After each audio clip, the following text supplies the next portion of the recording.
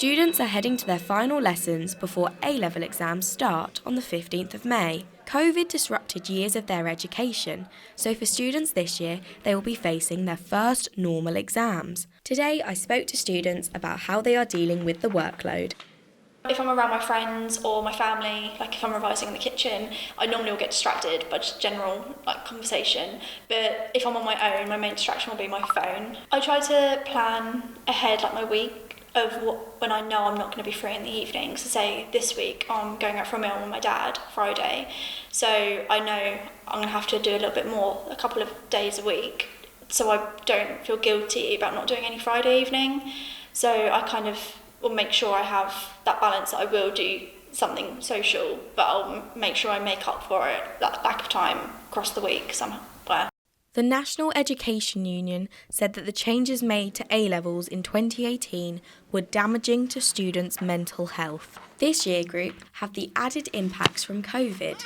Elliot and Peter look after their mental health through their love of sport.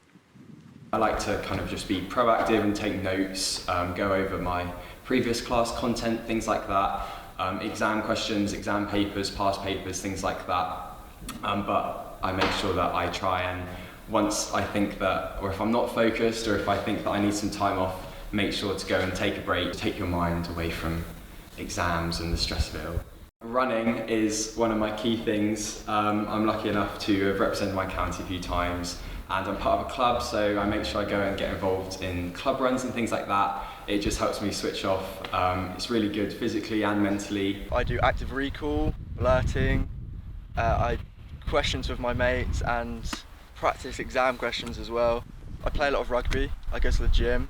That always helps get the stress out. Mental health for us is one of our priorities. We prioritise mental health over everything. We all have mental health. It's like a physical side of life.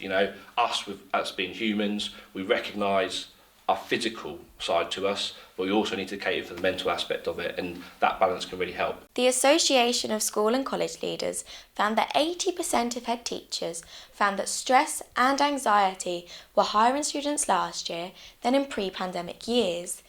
This statistic and my visit here today really shows the importance of keeping mental health as a priority for students throughout the following few months. This has been Sophie Brooks for UEA Journalism.